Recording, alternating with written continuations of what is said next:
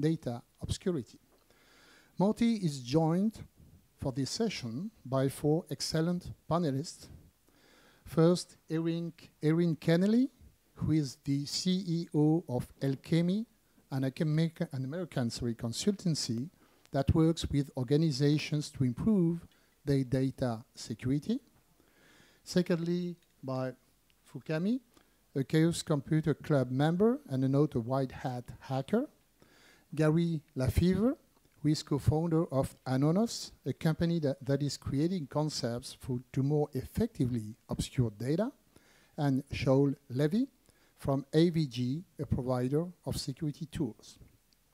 Based on the key questions listed in the program, we expect, move closer to defining the values and expectations of upping our obscuring technology game and painting security technology with both internal and external policy while ensuring state-of-the-art and effective privacy data protection. Thank you. Thank you, everybody. I'm Marty Abrams. I'm the moderator of the session. It's appropriate that I moderate and not speak because I actually have no skills in this area other than being able to coin terms and say we have a real need to think about how we obscure data.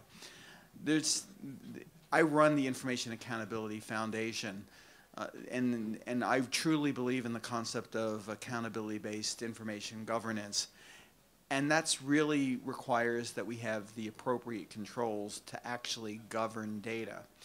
And that we have, and those controls have really been stressed over the last few years, both by the nature of the marketplace, a highly observational world, lots and lots of data, much of it observationally based, much of the rest of it based on mathematical equations that play with that observational data. And we really need to be able to understand how to use that data and apply it effectively and have the controls that let us do that. It's also driven by the fact that much of the obscuring technology that has been used in the past is under question, both from a policy perspective and from a technology perspective. So concepts of anonymity and de-identification as a policy concept are under stress. So the fact is that we really need to reinvent the way we obscure data and coin the phrase so we could start fresh.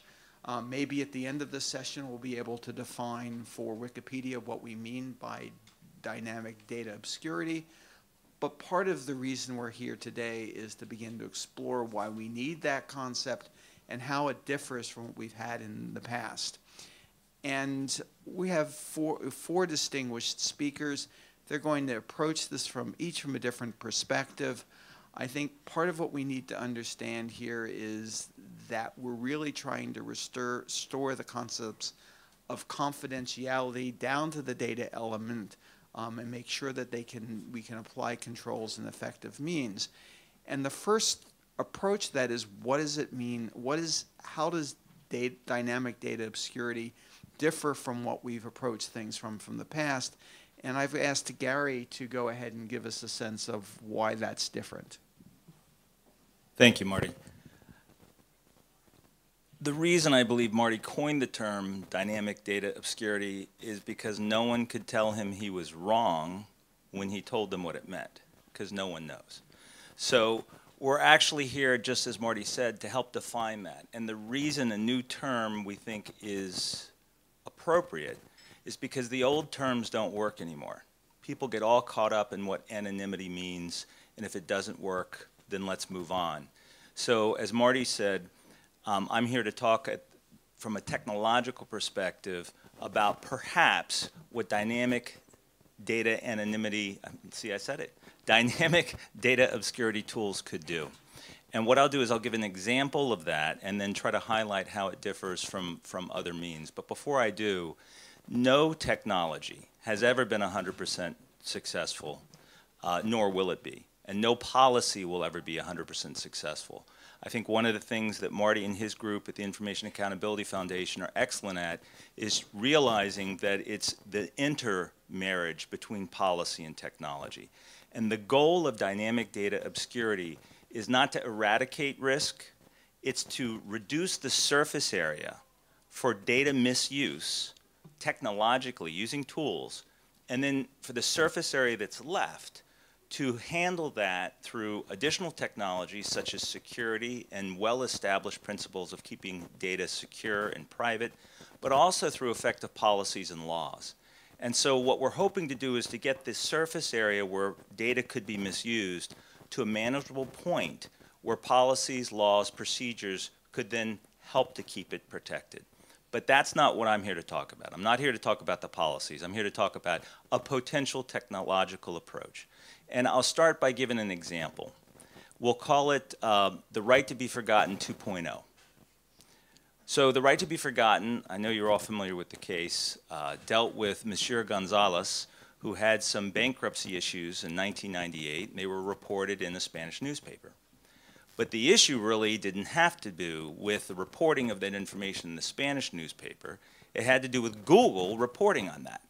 And so ultimately, he was able to get those Google links deleted. So I want to use the comparison between that case and what dynamic data obscurity might make possible. So if you want to think of it, you had identifying information, Monsieur Gonzalez at Google. That information was resident on their servers. It could be accessed by users. And it then linked to identifying information on the Spanish newspaper's website, where identifying information, his name, Monsieur Gonzalez, was available. By having it removed at the Google level, it did not make it impossible to find at the newspaper level. It just made it harder. You wouldn't find it on the search engine, but you'd still find it on the website for the newspaper. So one approach, an approach that we've been working on, but this is not the only approach to DDO, would be rather than actually providing the identifying information, you could use an identifier. So in this example, instead of Gonzalez appearing at the Google level, let's say that's ABCD. And then instead of Gonzalez appearing at the newspaper level, let's call that 5678. You then have two identifiers, and this is where it gets a little crazy, that are being used to de-identify. So until I know that ABCD equals 5678, I have no correlation between the two. You link those two with a key that says not only does 1, 2, 3, 4 equal, ABCD equal 5678, that's the first part of the linkage, but secondly, those equal Gonzalez.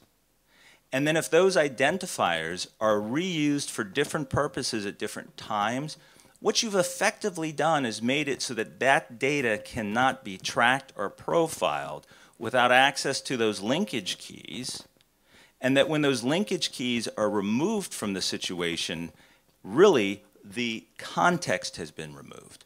So that's the fundamental approach, or one fundamental approach, to obscuring data elements as opposed to data records.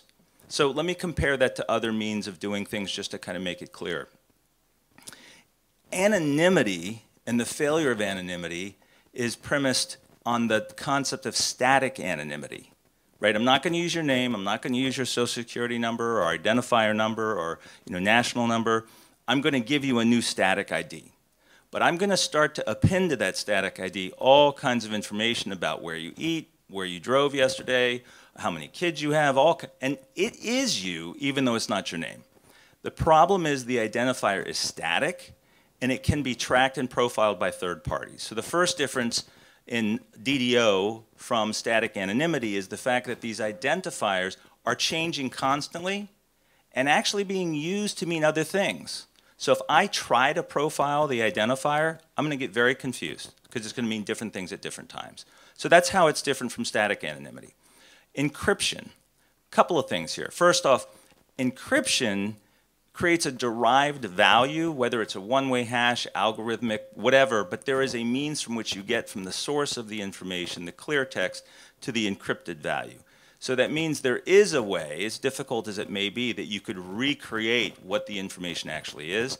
Again, with dynamic data obscurity, it is not derived from. As you saw with my two examples, the ABCD 5678, neither of those are derived from the value of Gonzalez. It was the fact that I knew to link them and that I knew the identity that gave them relevance. So the first thing that's different from encryption is there's no derivation from the underlying information. The next thing, particularly in the Internet of Things, with encryption, you still have two things.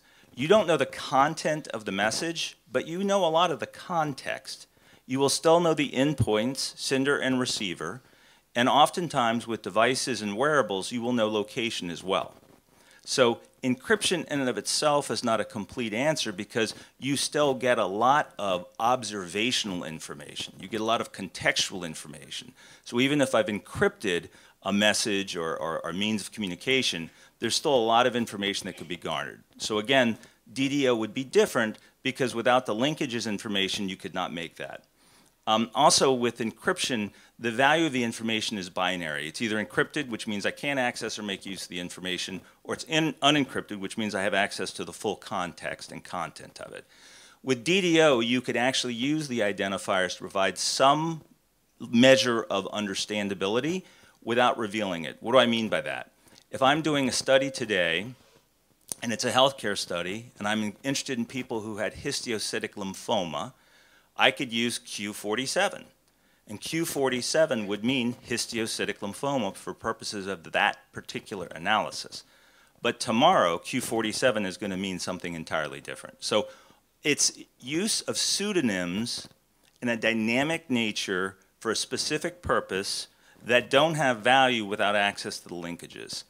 Another thing with regard to different things that it's different from, if you look at do not track was started by people with all the best intentions, but the reality is do not track failed the economic model of the free internet. The free internet is not free. You and I give up information to get products and services for free via the internet. There's an exchange of value there. Do not track took the value to the advertisers completely away. So with DDO, the hope would be that if you can show the advertisers what you want, what you represent, and perhaps even where you are, but they don't know who you are. So you're taking the identity out of the data, that perhaps that's enough value for them. Because when I sell you a watch, I really don't care who you are. I just want you to buy my watch. So if you can give them the what and the where without having to reveal the who, we believe that's more in line with the economic model of the internet. Just two more real quickly. De-identification, which has been used for years in the healthcare field, which is meant to obscure data. The problem with those older approaches to de-identification is it was impossible to get back the underlying value of the data, and so it was left on the table. With DDO, you actually would always have ultimate access to 100% of the underlying data, so therefore the value still resides there to the extent there's a legitimate purpose for it in the future. And lastly, how is it different from data minimization? Data minimization is literally the eradication of data for all time from the ecosystem, which means it's gone. So, real quick example, if I'm using a blood pressure monitor and it's recording my blood pressure, that device is going to know who I am. Let's also say it's GPS enabled. It's going to know where I am, and it's also going to have my my blood pressure information. That's sensitive information. If instead of the identifier that's associated with me being static so that you know it's me and it is changing, you still could capture the location information, you could capture the blood pressure information, but you would not be able to tie either of those back to me as an individual, and that may well make those two types of information available for other purposes that could generate value without jeopardizing my privacy.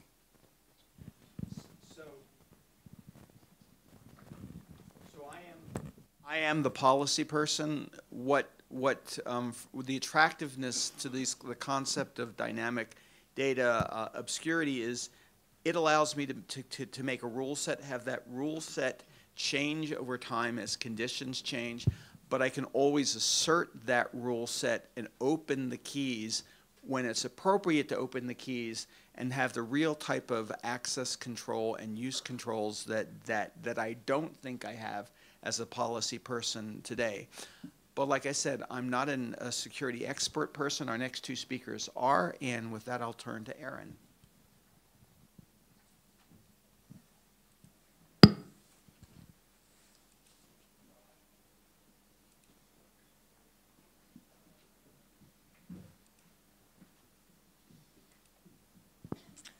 Thanks, Marty.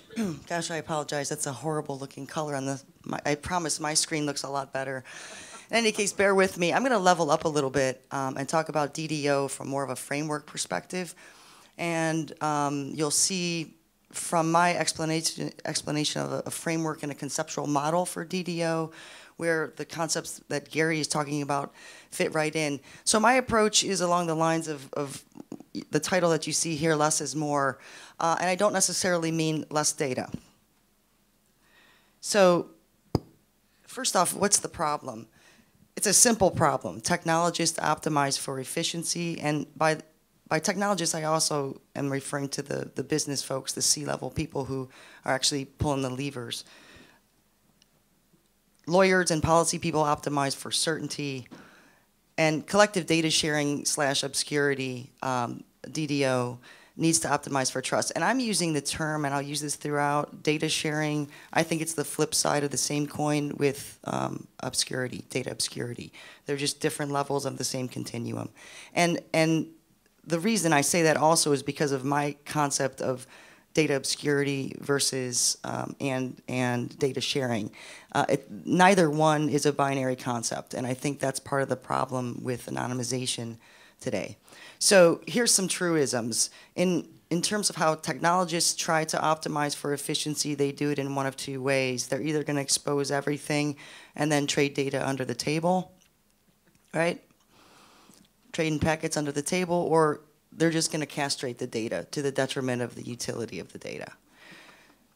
Lawyers, on the other hand, how do they deal with the lack of uncertainty? Well, as our famous friend from James Bond says, they're going to be Dr. No, or they're just going to say it in a different way, right? So they're not going to deal with the uncertainty, right? So in order to understand, I'm going to get to a briefly overview of this conceptual model that I talked about, but I think it's really important to understand what are both the symptoms and the cause of our failure to anonymize or obscure data or share data.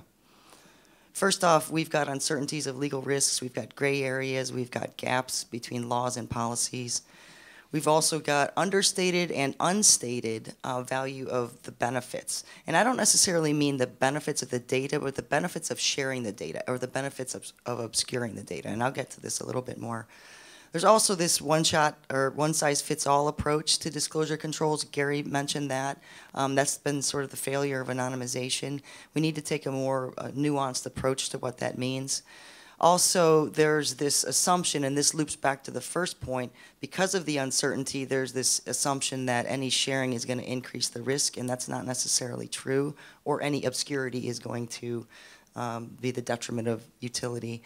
And so what we have is we have this vicious cycle of data rich and poor. You've got the Apples, Amazons, Facebooks, Googles of the world with all the data, and then you've got everyone else, the long tail. Sharing is done through ad hoc situations as opposed to sustainable, ongoing dynamics. And then it's just, like I said, this self-perpetuating Groundhog Day. So some of the causes, we know we have difficulty bounding the attack risk, right? There's new inference attacks being developed every day. And this is both from the black hats, the bad guys, the gray hats, you know, sort of your marketers who are engaging in targeted marketing towards advertisers, and also the white hats, the good guys. You've got researchers who are trying to develop inference attacks so that they can automate privacy controls for according to people's privacy preferences. So that's a good thing, but it's still, you know, an inference attack. This access to secondary sources, we all know that there's a ton of information out there. How do we wrap our arms around that? It's been a challenge. And the application of our privacy policies and laws, certainly everyone is aware that it's immature, certainly oftentimes for first-level identifiers, names, addresses, that kind of thing, but also for more of the nuanced secondary things, device identifiers and things like that. The volume, velocity, variety, and value of data puts pressure on the ability to share and obscure data as well. And that also, we have to keep in mind that we're not just talking about trying to obscure or share one person's data. We all know that the data that we're talking about, bulk data, is intermingled various people's interests as well.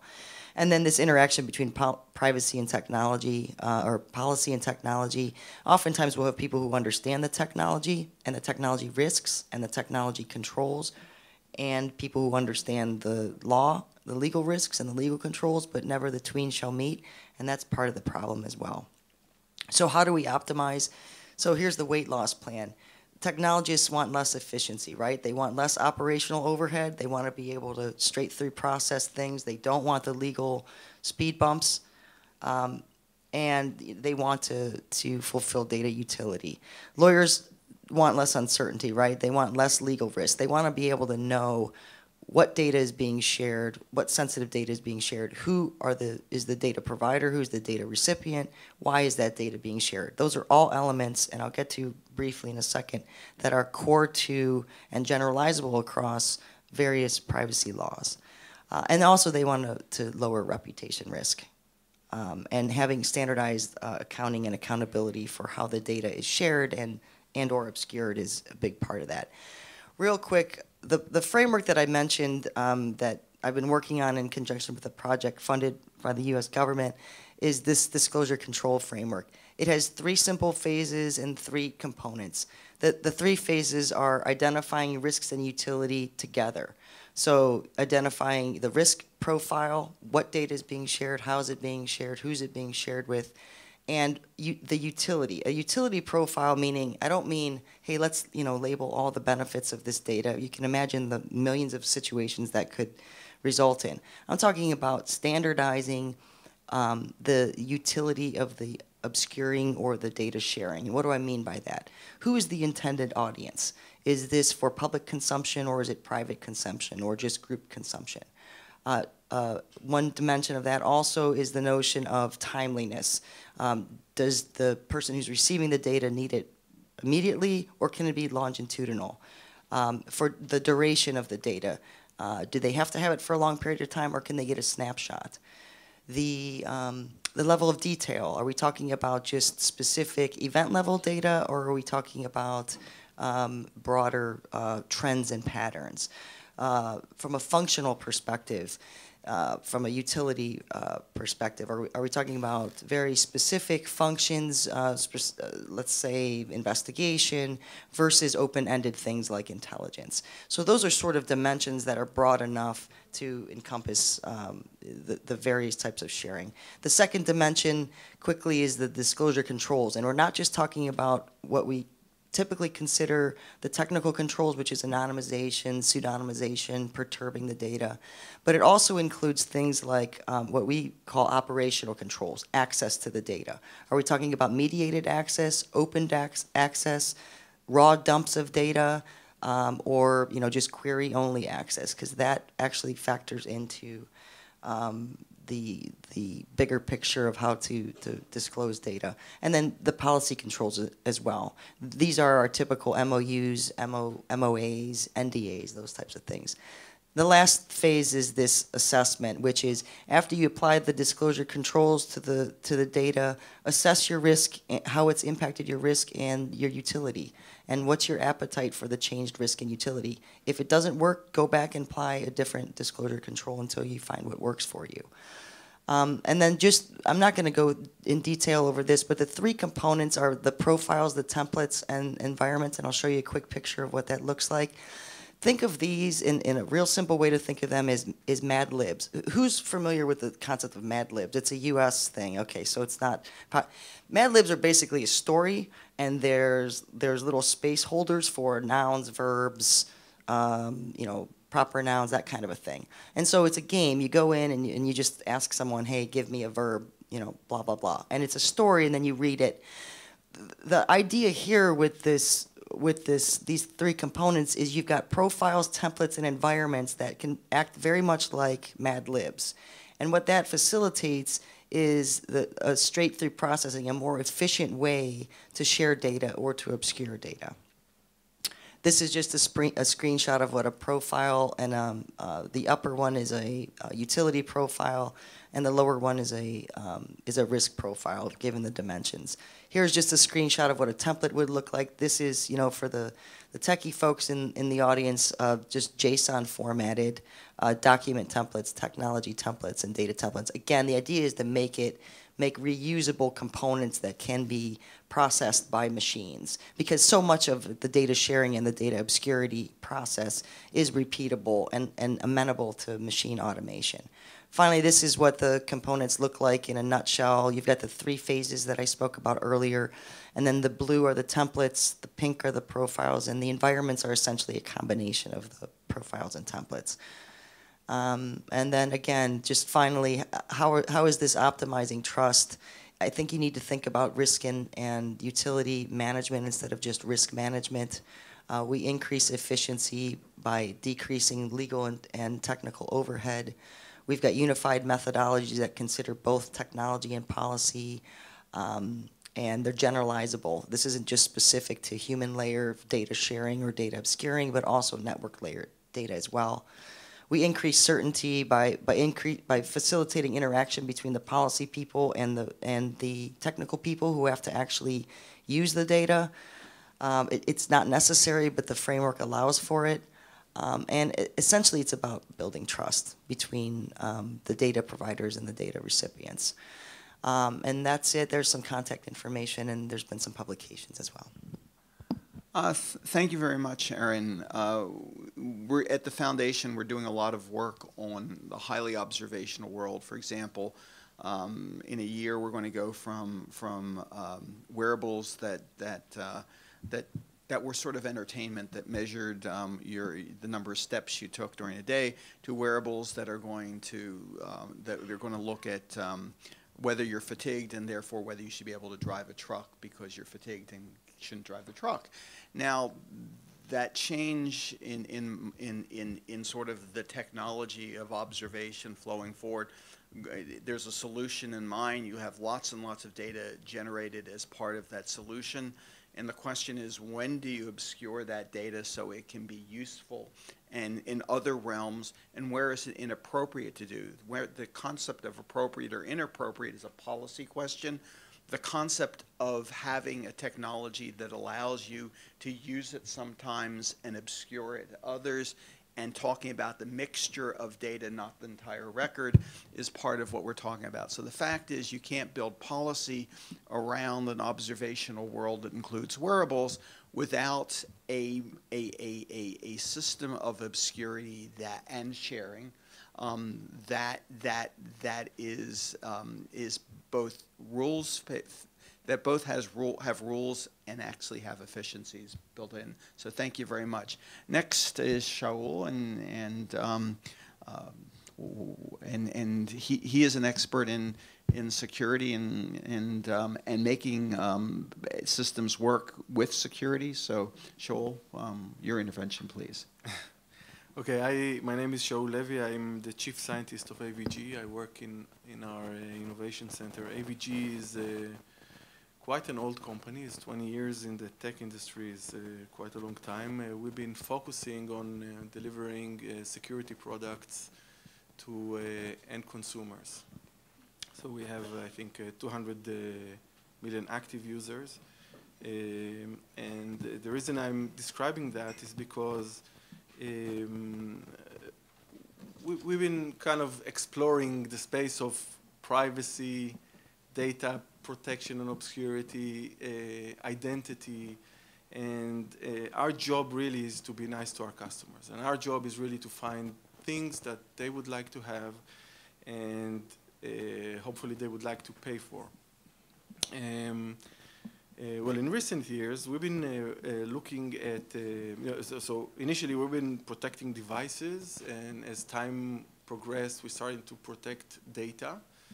And now with all the wearables space, where it becomes too hard actually to protect, to make sure that every device every little piece of pen that is, I don't know, smart pen that you buy in a store is protected, then our focus is also to protect people. And when I say people, then it brings me immediately to privacy, because we are all people, each and every one of us, and we all have identity. And the way we see is basically data is shared everywhere, and the world of clouds that we are living in today is that our data is spread everywhere and shared everywhere, and every device connects directly to the cloud and transmits data everywhere. But the key to this data, and it's very close to what has been told previously, is your identity. Your name, your address, your device ID, a combination of that, pinpoint the exact person. There's another question that we've been exploring, and that's what are we worried about? And so what are our customers worried about? So if I pick up a person in the street and ask him, is your identity important? He would say, sure, it's very important. And I would tell him, okay, for $5, would you give me your phone number? Probably he would give me his phone number for way cheaper price. So in a way, we all understand that privacy is important. We all understand identity is important. But then how do we achieve this thing that Erin is talking about? How do we achieve the trust? I mean, how do we achieve, when we give a service, when we bring up a service to the air, how do we achieve the trust of the consumer? And really, our job is not talking about policies and, privacy policies, almost an obscurity by itself. Companies really play with the length and the size and then the words they put inside. And we've been doing in our labs for a product we've done for Do Not Track. We've been doing a product that's actually automatically analyzing privacy policy. And we see the artistical way that lawyers are trying to craft the privacy policy to actually create an unreadable document. So as I said, we've been focusing on identity of people. We've been focusing on finding how to break the flow of data from the actual identity. So the data is what's important. The data is important for big data analysis. The data is important for advertisers, Gary says, to target us as consumers. The data is the main thing that the data companies need. But the key, which is the identity, that's the one that will target you. That's something that we believe should be somewhere split, and somewhere it belongs to you, and you are the owner of it. And very different from the previous discussion that I heard, it should be actually in your hand to secure it, and your responsibility, as you secure your house, to secure your identity. And the government can give you some guidelines and maybe insurance policies by insurance companies, but at the end of the day, the fact that your identity is tagged with another piece of data, it's your responsibility to actually differentiate the two. I'm Israeli, and I lived in Israel, and I also in the US, in the Silicon Valley. But I came to live in the Netherlands, which is a European city, a major European city. And that was 3 years ago. And then when we talked about anonymity, seems like only criminals would use anonymity to actually protect their data. And it seems like in the last 3 years that I'm there, I can suddenly see a shift where, it started also with services like Facebook suddenly starting using Tor as a legitimate way to interact with them. And so we see a shift between the fact that, I want to share my data, and I want to share it. And sometimes I also want to get the credential for the fact, you know, it's my tweet and it's my Facebook post. But we suddenly see a shift to anonymity tools that allows me to stay anonymous, allows me to be exposed to the specific people and at just moment that I want to be exposed to. So I'm exposed to you now with my name here because I want it. So that's one thing that we're kind of very busy on working on separating what is called PII from the actual data flow. Another thing that we're very interested in looking very closely at is, I know it's a term that is overused in data privacy, but and that's privacy by design.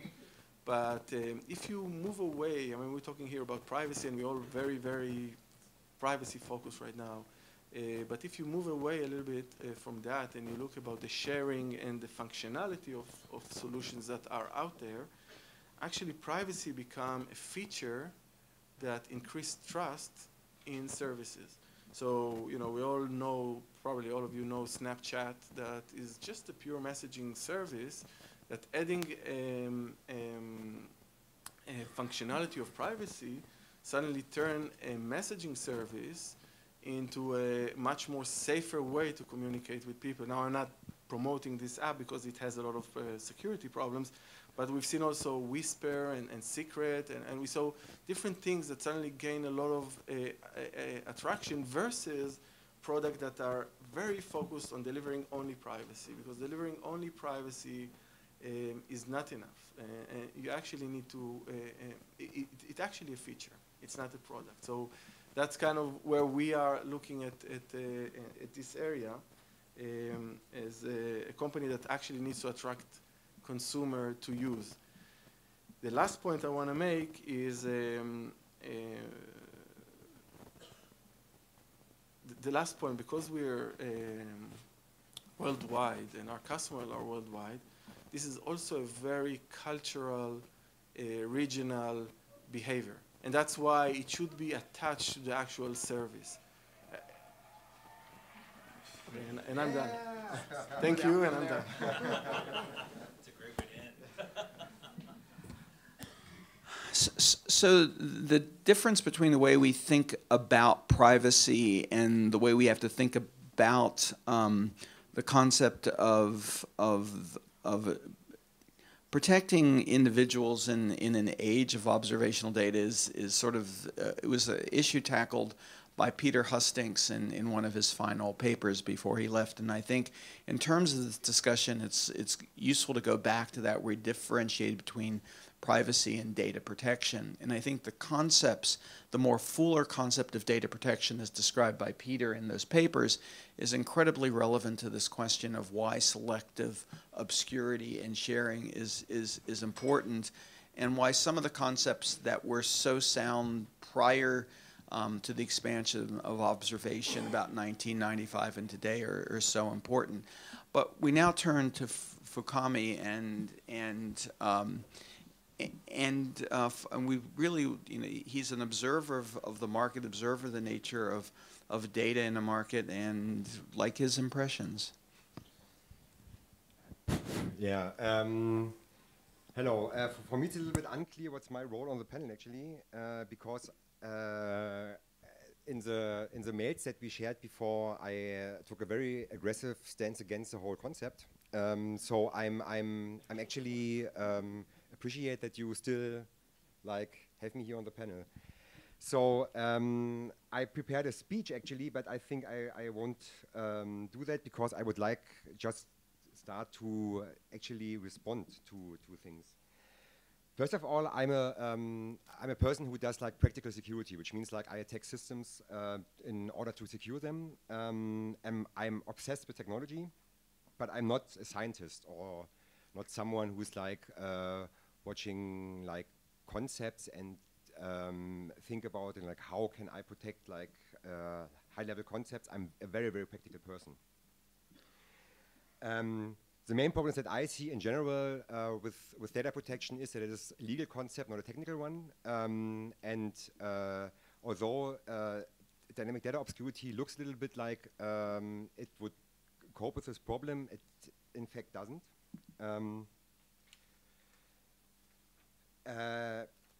Because the main problem, in my point of view, is that it is all tied to actual applications and devices. So talking about concepts without really talking about applications, it's very, very difficult. If I take, for example, Gary's example with Mr. Gonzalez. So how do you think this is going to work with press? Saying not calling him Mr. Gonzalez, but calling him Mr. 1678. This doesn't work. So this is not a good example because we talk about press on one hand, and on the other hand, how should Google start to make a different data set out of it if they can't understand this is actually a person? So it's really a bad example. What I found a little bit like shocking in your presentation, Erin, was it was nothing about the individual. So not about the person, which data you actually use. It's all about like the policy people and the business, but it's not about the data subject or the individual. It's actually like the subject of the data you want to like make like monitorize. So this is really a problem because you having like meaningful security and privacy means that you have to think from the individual and not from the business perspective, in my point of view. So, but I don't do business; I do security. And I find also a little bit strange is always talking about risk assessments in terms of privacy, but because it always means third-party risk assessment, which means someone else accesses my risk. This is not going to work because nobody can access my risk in terms of what is going to happen if my personal data gets lost. You can't simply know. If you know, it's already high risk. So this is like the very simple rule. So for me, it is actually about two things. From the policy side, it is all about a thing that we discussed in the 90s with, or like that I discussed in the 90s with a guy called Andreas Fitzmann. It is all about disposable identities. So what the concept of identity we have right now, which is like, I have no chance to change it. So it means if I have a data breach, if my genetic data gets exposed, okay, this is like a special case, but it's very hard for me to change my name. I mean, like I could change it because I'm in Germany, so I'm able to take an artist name, but still, it is not possible for me to easily change other personal information. Having my phone number, like, and you give me like 5 is a little bit less, not a few, but 10 I would take it because I can get a SIM card for 5. So the other problem is like if we talk about IoT, and this is most of the discussions we had before in the mails was about IoT. And IoT, in my point of view, is a very, very high risk for society, and not because of data stuff. It is a risk because of it is computation in the hand of attackers. It's either like a company which I need to trust that they do computation that they say they do, and as long as I have no chance of finding out myself that what they say is what's really happening, this is really a high risk. And it's also like, I am a person who thinks like an attacker. IoT is heaven for attackers. It's as simple as that. I can, I used some time to exploit printers, to use them as like examples for staging malware inside networks. And what do you think is going to happen with IoT? So this is exactly what you are going to do as an attacker. And I don't see that the development in this field is going to be as good as in like the industry of like flights and stuff or cars. If I look to network devices like okay, I say this name like Cisco or Huawei, this is like really strange the way that they engineer stuff. So, in my point of view, I would never trust such a company. Yeah? As long as I don't have the possibility to monitor the data, to be able to change the firmware, to be able to say this is my identifier and I can change it whenever I want. And if I want to give a company my data, I do it because I want to, and not I have no chance of like controlling it in any way. So yeah. So at the end, it is all about who controls computation, and this is tied to what data processing is about and what like the data flow is about. At its core, it's all about computation, and as long as I don't have like concepts or like business models which don't have that, this is really a threat, and I don't believe that any technology can actually really help with that. I see there are a couple of very specific applications where this idea would work, but it's basically, in my point of view, just good engineering. This is not a special concept, it's just good engineering. So, but it doesn't help in most cases that now come to my mind when it comes to sensor, not to sensors and like getting data from sensors to process them. There was one last thing I think. Although no, we will have a discussion afterwards. So I should leave that as my opening statement. We have about 10 minutes if people want to be on time for their lunches, but and with the controller who is sitting right there and seems to be a very nice lady, lets us talk. But I do want to open this up, and I do want to have a discussion. I have responses to everybody, but it's not my job to pose questions to everybody unless nobody else will pose a question. So I would like, yes, sir. I have no idea who you are, but you seem like a nice person. Could you ask a question?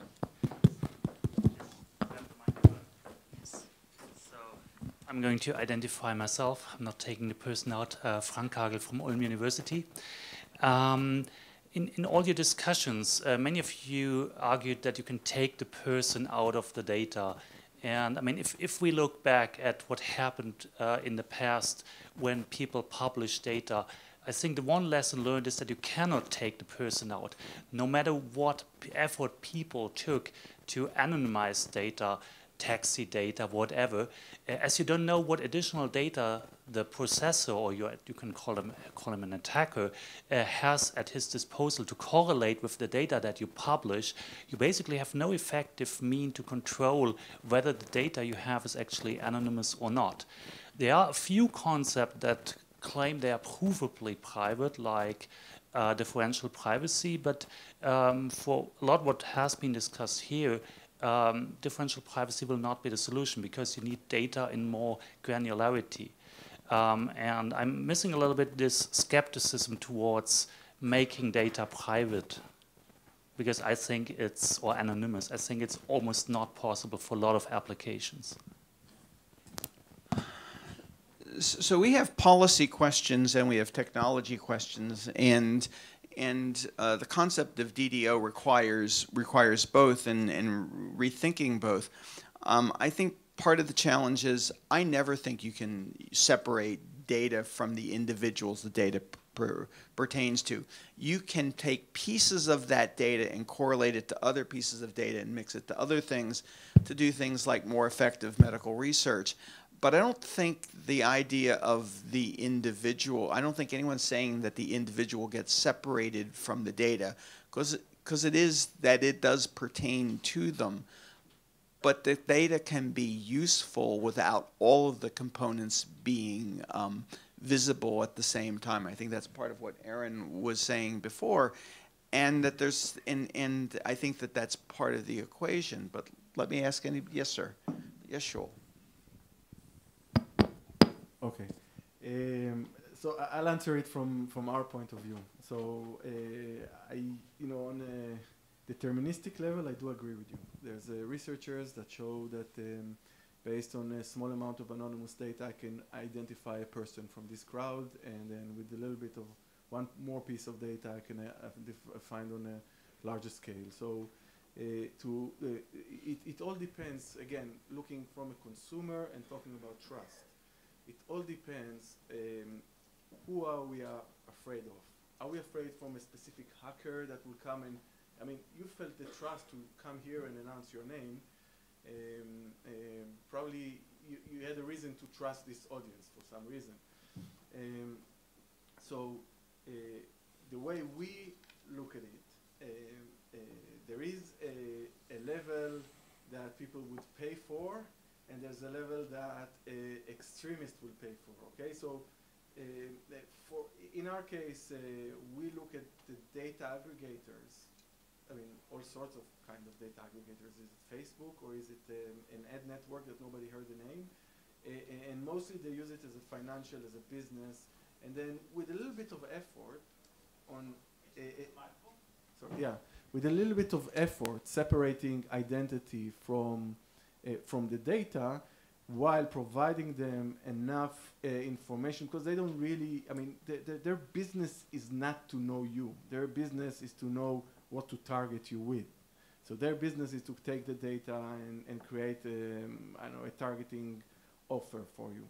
So in these cases, the separation, again, I don't think I agree. I think everybody here agree that technology is not there to fully protect the situation, but it takes us to a higher stage, and I think to reach that level of trust from the users, you need to do that and to show you've done that, and those are the two things that we're dealing with. So, yeah, I mean, that's my answer to that. I would just quickly respond. I'm certainly not advocating, I don't think anyone on the panel is advocating a zero risk situation where there's a bulletproof technology that's going to anonymize somebody and there's no more risk of them, becoming de-anonymized or re-identified, right? So I think that's important to keep in mind. Where I am concerned about this notion of decoupling the identity from the data is so much of the services nowadays are about creating personalization, the quantified self with health data, and you can name the various situations there. So I think it becomes very difficult to take the person's first order identifying information out of the equation when we're building technologies to make them so nuanced. Like I said, we've got researchers who are working on ways to guess what your preferences are from a privacy perspective, and then tool your browsers and your social network settings automatically to adjust for that. So, I think it becomes difficult in those situations. But to your point, there's even in law, there's no strict liability that says that there must be an impossibility. It must not be possible to re-identify someone. It's a risk management exercise, and so I think that's the takeaway in that regard. Yeah, I would just comment. I believe what we're talking about is reducing the ease of the correlation, right? So that if you can still give sufficient value and make it very difficult to ascertain the actual individual involved, then you've reduced the risk associated with that scenario. You have not eliminated it. I don't think anyone here would say there's very little, if any, way to eliminate, but many economic models, we believe, would be completely empowered with less information, and therefore it would be harder to draw the correlation between the individual and the activity. Just two things. One thing is you shouldn't confuse trust and transparency. And the second thing is, to you, Shaul, the second thing is, the problem with it is, as when you unleash this like way of now that we can like mess with data because we have found ways to make re-identification harder, will lead to applications which are more risky. And this is like the thing that you see in technology over the last centuries. Yeah? Like whenever you had like a new way of coping with risk and stuff, you had a change in technology, which very often was like an overly big threat. So this is like what I see as a problem. Yes, sir, right here in the front row. Hi, William Morland from Palantir Technologies. This is particularly targeted at Erin. So your framework that you've suggested seems like a technical formulation of, in many ways, a privacy impact assessment. What are the additional things it offers over a privacy impact assessment to actually lead into better providing this obscurity, other than just saying these are the risks and these are how we're going to mitigate them? So privacy impact assessments really just assess the risk aspect. They don't consider the utility needs of the data provider or the person who wants to obscure the data. I mean, they should.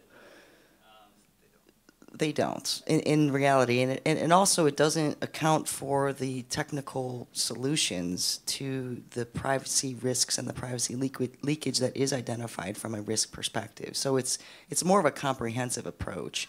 And it also can be, simply a methodology. It can be an actual framework, and it can be a software tool in and of itself. So there's different aspects of that as well. But just to answer your question, yeah, I don't think privacy impact assessments take it beyond the risk assessment, and this framework accounts for the legal and the technology aspects. So privacy impact assessments are taken at a snapshot in time. They're taken today based on what I'm doing today and the type of data I have today, and I make judgments on the level of protection related to that data based on the privacy impact assessment. I live in a world where people live well into their 80s or 90s, where we find that much of what we know about medical technology becomes out of date. A quarter of it becomes out of date on a yearly basis as we know more.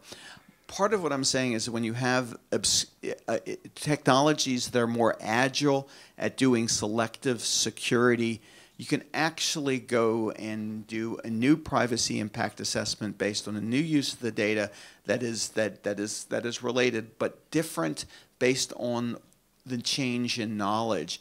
So what we're suggesting isn't that we take privacy impact assessments off the table, that we just understand that there's a dynamic about what we know and about where it's relevant. And it's not just about commercial settings, because I care less about the commercial settings than many of the other sessions about the application of data. So I can tell you that one of the reasons that from my perspective, CPAP machines, which help people breathe at night while they're sleeping, have had such a high failure rate, over 50%, is because we haven't been able to learn from the data because of the rule sets we made when we first applied that technology. And this allows us to go back and reassess for multiple reasons. And we can have a whole different discussion about a 360-degree review of risk and benefit in terms of privacy impact assessments. That's for next year. Yes, sir. Oh, I'm sorry. Whoever was first. I don't want to be unfair. Hello, Antonio Kung from Trilog. I lead a few projects on privacy, and this is a question to everyone actually related to Fukami's comment. He said first we should not make a confusion between trust and transparency, and then he said, well, I'm concerned about IoT because the problem is what the computer is doing, who is doing it, okay? And my question is, shouldn't we switch from a situation where we focus on transparency PICs, PIAs, into something where a governance is at stake. What we want to verify what the system is doing, okay? And this means, so what kind of instrument could you have? Is it open source, democratic implementation of the thing? So it's a question to all of you. I could start. I said I am obsessed with technology, so it means of course, I have like IoT devices at home, but they are all open source. And this is actually technology that I trust. This is because I can take the source code, I can compile my new firmware and change what I am going to do with it. And this is, in my point of view, the only way that is like reasonable. I'm a technical person, so for me it's very easy. But in my point of view, we are talking about like long-term goals and not just like things to go enough for tomorrow. Because especially with like high-risk technology, we have to take the time for it. Yeah? You don't build a car in days; you build them in a decade. Yeah, it's the same with planes. So this is not, and this is like, although it might sound a little bit as a weird comparison, but it's not. It is really not. I believe controller person, are we, as I'm seeing people enter, are we getting near our deadline for closing? Okay, great. Okay. I believe you're next. Well, if I could just jump in there. Now, this will be very quick. I think what we're trying to do, Fukami, is what you described makes sense if everyone is as technically adept as you are, but you are the 1%, right? You are less than the 1% of technically adept people. And so what we're trying to strive for, without claiming to have all the answers, is technologies that would make some of the capabilities to protect people available to a much larger audience. So I just wanted to. Even if I'm not a technical person, if I have a technology which is open, I can give it to someone else. This is like the normal way of having security audits, or like to have like trust into open source operating systems. Not everyone who is using that is actually a hacker. Yeah? Many people, in fact, aren't. So they rely on, or they trust the community in order to ensure that there are no backdoors, there are not intentional bugs inside and stuff like that. And they actually can prove stuff, and other people who are not the technical can actually not benefit from that. But I can't benefit from closed technologies. Never. Almost never. I don't know much technology where it works like that. I have a question regarding the risk assessment and your experience with it. You pointed already out the weakness of it when it's done by companies. Obviously, it focuses on their risks rather than the risks that I would potentially have. But I also saw that in the security area as something that was really challenging to do. It's always sounded like you start with a risk assessment and then you decide on what to do. But for example, you have a website, it's a blog, for example, and you have a username, password. You may think that it's not a high-value target, but then you may not take into account that users often share that or use the same passwords everywhere. So someone hacks into my sort of benign site, and then suddenly they have the passwords for some other sites. So these type of the risk assessments tend to be somewhat complicated, and I wonder whether you have run into similar issues in a privacy environment as well, where it seems even harder to do. I was talking about third-party risk assessment. So risk assessment works very well if you assess your own risk. If you're a company, you know exactly how much it costs you if you don't comply to certain laws, or if you don't, take certain things in order to secure things. So you take your own risk. This is okay. Yeah? If I'm a security person doing an audit, I also do some sort of risk assessment, but it's almost always I already found something which is flawed. So let's say, for example, a bug.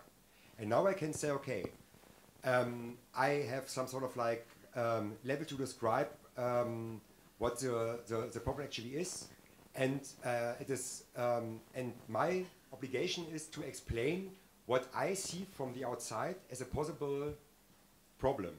If I, for example, get passwords, I can say, okay, and actually, most of the time we do that. If we get passwords, we try those passwords on other parts of systems of the customer, just to watch if we get access to other parts of the network or services. So this is all about explaining what you see, and but this is really different from the risk assessment based on data of a third person, which means like I take your phone number, your age, and your sexual preference, and I have no idea what it actually means for you if this data gets... Right, but that was the subject, for example, for Erin's talks, was about you are making the assessment of the data that you are going to share, and it's obviously not your data. Of course, there would be risks to you as a company as well. So you asked about this in a privacy context. So the fact is, if you're absolutely, if you turn a risk assessment into the risk, the benefits to the company and the risk of the company, the benefits the individual and the risk, or just the risk the individuals, you end up with a flawed equation. There's no question about that. There is work going on. With the foundation published a paper back in October on a unified ethical frame for big data analysis. And it takes the question of, this isn't a privacy question, this isn't a technology question, these are ethical questions. And that the concept there is that you do a 360-degree review, and it's not just from the context of the individual or the organization, it's the context of society as a whole. Now, we can do a session next year on unified ethical frames, but because there's not enough time here. But the fact is, just because the analysis that we do in the area of privacy is very linear, doesn't mean that you can't up that game into something that is a more dynamic process. And it's that more dynamic process that's requiring the concept of the type of continuum from obscure to shared that was talked about by Erin, and the methodologies to do that from Gary. So, so the fact is, just because the infrastructure, the policy infrastructure is flawed today, doesn't mean it has to be flawed forever. There are ways to approach it that are different. The only thing that I would add is, you know, increasingly, an organization's risk is tied to their protection of their customer data, right? So, I mean, we only need to look at the Snowden revelation about the, you know, various companies getting backdoored and leaking customer and personal information and then losing contracts as a result of that, to realize that a risk assessment, i.e. as in done with this framework, does account for, you know, the controls and the promises that companies make to consumers about how they're going to protect information. So it is accounted for. It's not just about them CYAing, but part of that is considering what's happening to the individual's data. Okay, I think we are arriving at the end of this session. There is no 2 seconds remarks. I think we need to thank all panelists and moderator for this. And we now adjourn and let you enjoy breakfast, well deserved.